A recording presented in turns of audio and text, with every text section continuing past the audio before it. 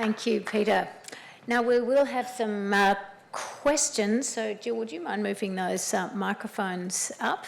And we can range quite broadly, but while you're thinking about that, it just occurred to me, particularly from Pete and Bundle and George, probably to you too, Chris, but other people who have mentioned it, just the important role of the educators of all descriptions that have played. And so I just wanted to acknowledge them. So if you're an HM educator, if you're a grazing for profit teacher, would you mind just standing up? Yeah. Thank you, Paul.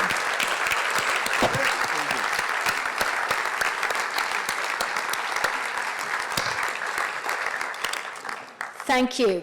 Thank you very much. And I know that there are also a whole lot of mentors in the room. It's a bit hard to stand up if you're a mentor, because a lot of you don't want to be standing up and taking the limelight, but I think there's lots of mentors in here as well. And even I've just forgotten his name, but he's here. He's called the godfather of market gardening in Australia, and has apparently mentored masses of people. You're pointing to him? Oh, there he is, right there. I've forgotten your name. Fraser, beg your pardon. Thank you, Fraser. So from all the disciplines, let's give them a thank you.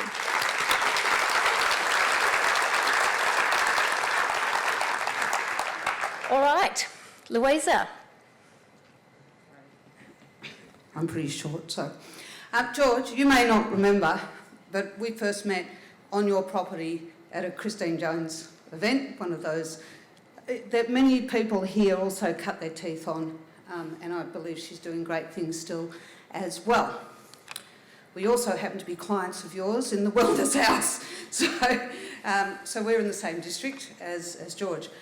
So my question is, when am I going to see carbon credits of various different types, let's just call them environmental markets, being able to be bought and sold, shown, whatever your amazing looking app does, when are we going to see that? Mr. King. Yeah. I don't know, Louisa. It's I think the carbon market's got a fair way to go to prove itself properly. I don't know enough about it when it's going to be able to do that. I'm sure we can have a meeting about that.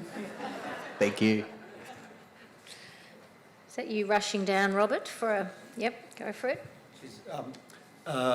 Chris, what Rebecca asked before about that, you were flipping the management into rainfall management. Can you go into that a bit more, please? Thank you. I like biology, not technology. Yes, well, I think it was mentioned in the last few days that we can't do much about what drops out of the sky, but we have a great influence on what happens once it hits the ground, or before, even as it's hitting the ground. And it's about slowing things down and understanding that if we understand the processes of soil building, we can actually get biology to do the heavy lifting. And the biology in the soils is fed by grass. So, vegetation. And the role of herbivores is to keep vegetation healthy. So I'm lazy as an ex-African, I like to delegate, and if I can get my middle management to keep the plants healthy, the plants will feed the soil organisms, and the soil organisms will aerate the soil, and when water drops down, just every year I try to hang on a little bit more for a little bit longer, and then that's how we try and manage the rain. And I think those skills are around in this room anyway. I'm going to drop you in at Bundle while we're...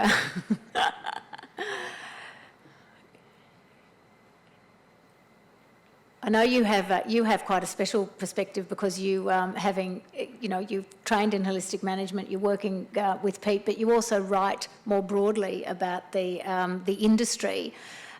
Where would you say that you think the coming together is up to, if I can put it that way? Is that not too oblique a question? Is this on? the coming together of more I- conventional. Yeah. I'm very excited by conferences like this with the title Regenerative Agriculture, because I think holistic management, while it's been absolutely fantastic, the term holistic has been used now to describe everything from a doctor's surgery to any other type of industry. It's sort of been taken away from us a bit. So the fact now that we've got regenerative agriculture to suggest or focus on agriculture is fantastic. And I think while we've been sort of trending in the right direction for so long with holistic management, it should really take off now. And I'm just seeing more and more people interested in the general public, just asking what we're doing. As Pete said, when his father first did the cell grazing course back in '92, people literally stopped talking to him and just didn't understand, didn't want to understand, just thought he was doing something crazy. So, but we've seen that really change now with people just starting to look and say, okay, initially they may have said, oh, that's all very nice, but it wouldn't work for me. But now they're saying, okay, maybe there is something in this, how can I make it work for me? So I think we're really on the cusp of things taking off. How do you get on with your neighbours? Wonderfully well. And Jess, can I just ask you that question as well, because you're sort of probably in a bit of a point between with the Never Ever program. It's very grass-fed focused, but you know, where do you think we're up to in that transition? I think probably further than I expected. So Greenham were doing 2 pilots with their producers last year in the sustainability space, so taking the beef sustainability framework that Tess spoke on earlier and actually converting that into an on-farm standard that could be audited around demonstrating continuous improvement in each of those areas and being able to then have a conversation more effectively with our customers and consumers around what's happening in that space. I think in the last few months particularly, there's been a lot of positive media and whatnot in the regenerative space, and probably since I've started with Greenhams, I've actually been working directly with our customers, particularly over in the US. Every one of them is asking, you know, how can we meet this consumer need? People are starting to understand regenerative over there. It's getting a bit of hype, and they're wanting to know how we can demonstrate, you know, what farmers are doing in this space to flip that story around and tell a really positive environmental story. I guess I thought there'd probably be, as I use the term conventional, there'd be a lot of pushback from farmers not understanding, but I think more and more, it's gaining more and more legs, the conversation's being had more broadly, and it is something now that I think the way the conversation is being had around what can be done on farm and also some of the economic benefits of greater productivity through managing grass and rainfall really well, better climate resilience, and also opportunities through carbon markets is putting that back into a framework that makes sense to people who weren't necessarily thinking in maybe a more holistic mindset. So I do think it's starting to get a lot of presence. Great. Thank you. A question for Chris. On the way in this morning, I met you on the pavement, and you mentioned you just recently sold 3 eco-bullocks, presumably as a way of funding landscape restoration. Can you talk about that, please? Yeah, I guess I want to give everybody a chance to participate in what we're doing. And people always ask me, you know, what do you do with your cattle? Well, my answer is they're actually worth more to me as a rangeland management tool than over the hook. But we do need some cash, and you've got a lot of people. Well, I've had people wanting to support what I do. I said, well, you can start buying these eco-bullocks, and so we have one. The first eco-bullock belongs to a couple in Switzerland, the second one to some businessman in Switzerland, and I've got a Australian family who's bought the third one. The idea is that instead of getting these things and then cutting their throat after 3 years, they can actually spend another 10 years or whatever just cycling carbon. And because we need more mouths and more hoofs, because we're growing, we've demonstrated that on 3 continents. Once we start using the herds to mulch, fertilise and prune vegetation, we can grow vegetation a hell of a lot faster than what we can process it. And what we've seen is we've been creating our own fire dangers, or fire problems, so we need to have more animals on site. And the eco-bullocks is the first one, I think. The next one is getting these wild donkeys and turning them into eco-donkeys and just, turn the problems back into solutions and get these animals working, but involve the vegans and all the other people who would like to support us but don't feel like spending all day walking around in the sun or doing fences and whatever. That's cutting edge, isn't it? Awesome. Great.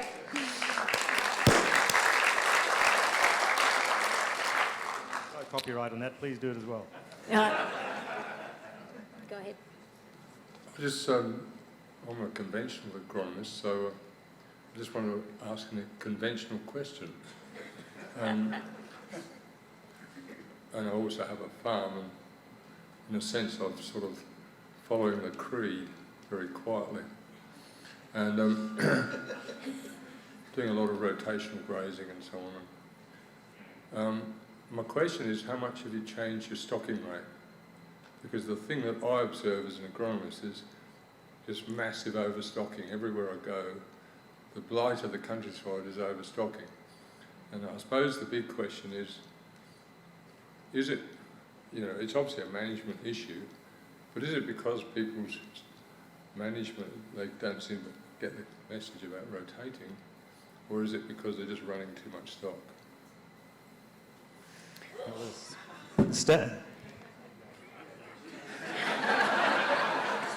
All right, well, the standard ecological answer is it depends. And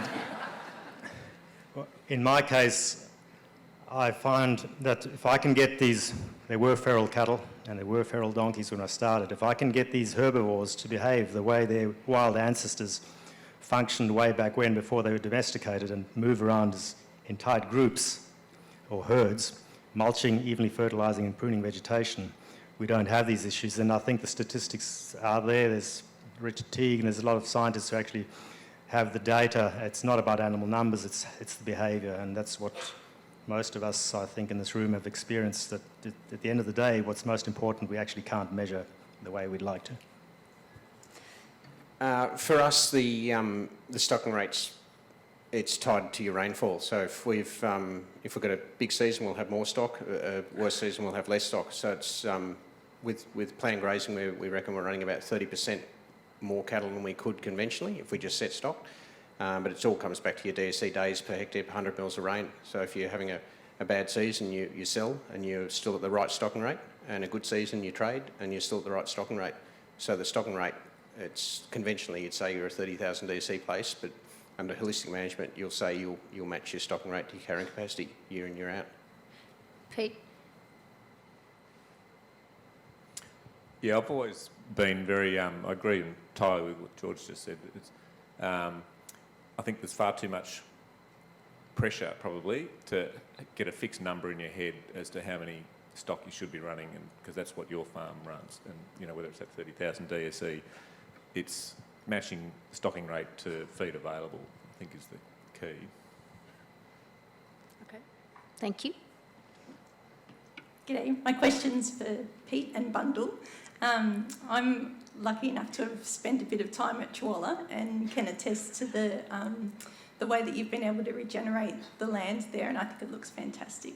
But I know that you guys also put a lot of time and effort into conserving native habitat and protecting and enhancing the native habitat on your property. And I guess I was just wondering how you see that conservation aspect as integrating with your production, and whether that's something that you would include in your holistic management goals, or whether that's something that you just do separately out of a love for nature. Thanks, Nick. It's certainly part of our context. It's it's the sort of country we've got where box gum, grassy woodlands at best, running down to lesser country that doesn't qualify for box gum, grassy woodlands type. But it's, you know, that's what the country is, and then we just run it, I guess with confidence that the way we're managing it now is going to enhance whatever is there. We have no designs on how, you know, what species we want to grow or what trees we want to grow. It'd be nice to replace a few of the stringy barks with some boxes, but yeah, it's just part of the system. It's not singled out in any form, but we take, I guess, great appreciation of the, I don't know, the nature that comes with that, and you know, if that's what, enjoy where we are, I guess, and that's part of it. Don't want to add anything, Bundle. Pete, you mentioned monitoring. You know, farming gets busy and there's not a lot of time and money around. I was just wondering, you know, if you had your time again, what might you do differently with monitoring, and just how monitoring fits with the whole process? I was trying to think where I mentioned monitoring. It was when we didn't do it. Was that the problem? Correct, yeah. correct. Yeah. I'm still not great at it, doing annual checks. We've joined the EOV to sort of, well, partially to make us do it, and just to see, and we've done this at Gundilla only at this stage, because it was pretty much a, you know, baseline from when we started. Not, you know. So that's one, but you know, we take fixed point photos spasmodically. Still not good at that, but we take a lot of notice of what the country looks like when stock go into a paddock and what the country looks like when stock go out. And if it's trending in the right direction, or we're really happy with it, or we're not happy with it, then we alter plans or continue with as we're doing, pretty much. So still not great at it, but better at working around it. But if I could just jump in there and say that you're so much better at it since you've been part of the ecological outcome verification process, that is land to market. Because we come and force the process, right? This is complete Dorothy Dixer there. Anyway, I think that is that's what he said. Donna. Yeah. I guess something we're Victorians and we're so far behind New South Wales. We've been very fortunate to have Brian Wellberg and Jill Sandbrook to spread the word for us. I guess we've been 5 years into holistic management, and the further we get in, I'm sort of questioning being labelled a farmer. When children come in and they say, oh, you're a farmer, where's the tractors, where's the whatever? So I have sort of I'm just wondering how people feel about that being labelled into the farming. And actually, the answers come here. And my husband, who's 60 today, and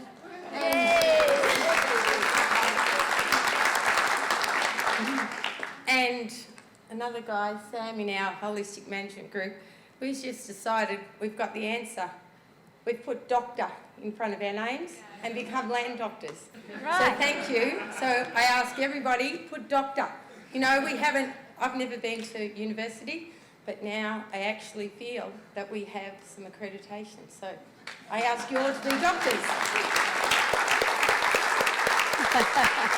How great. I was wanting to ask Chris to elaborate a little bit more about, they were magnificent slides demonstrating very effectively marginal land and land with not much topsoil, if any at all, left on it in your slides, which I think we can all relate to in different ways because there's marginal land all over Australia, but I think your landscape demonstrates it so clearly in a really visual format. So thank you for those beautiful pictures. And I was just wondering, in dancing that dance between trying to farm the land that we can in a holistic management sense, which I appreciate that we're trying to apply it to all land, but for me, I'm still grappling with trying to understand. I understand that maybe we focus on the better areas of our land, but how do we actually, and this is, I imagine you've spent a lot of time thinking about this too, that's why I'm just chucking it out there. I'm just wondering about the really, like those marginal skeletal, what's left up where at the top areas of your catchment, which are, I'm guessing an extreme version of like the eucalypt forests around here, which are totally different, but on clay soils where there's no undergrowth growing under eucalypts. So I think we can probably all relate in our own different environments as to how we can then get the organic matter to include the biology and get all those things inoculated and started when there's not sufficient organic matter in those upper reaches, perhaps ever throughout the year. How do we try and reverse that, if you could speak? Sorry, it's not a very specific question, but it's something with that and the kangaroos and the Fixing the lack of upstream, diversity. is that? Yeah, how do we make a start? Where would you, can you speak to that, please? Sorry, it's not a very... All right, once again, it depends. Now, in my situation, where we do get anything between that and that much rainfall dropping out of the sky every year, and we get on average 12 hours of sunshine coming in. And we start with bare rock. You do get some wind and weathering, and you just got to find your key points and work on those and somehow get the biology to kick in. Once the biological soil building processes kick in, you can speed things up.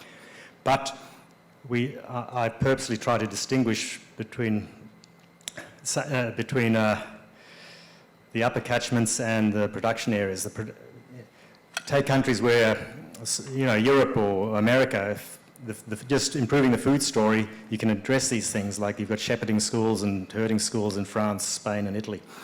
However, here in Australia, no one's going to run out of beef just because that country's eroding. So we actually need to focus not only on the food story, we need to start looking at our water story. And that's where I think we've got to actually look beyond the current industry and involve the whole population. Now, the problem with the water woes or the water stories, it's actually a circle of concern for each individual, but collectively it's our circle of influence. And that's where I'm saying is we need to step out of the box and see how can we address that. And the skills are here, but we actually need to be funding that sort of work. And we've heard it mentioned a couple of times today that when environments deteriorate too much, people start killing each other. And I would hazard a guess that most people in that 10% who are so privileged would actually like to retire in safety, comfort and health. And it'd be very cheap insurance for these people to actually start funding land doctor activity in a country which in the first instance wouldn't have any commercial benefits at all, but would improve the water story. Does that make a little bit of sense? All right, we have one more short session to go before we wrap up today, but before we do that, could we give our guests a round of applause, please?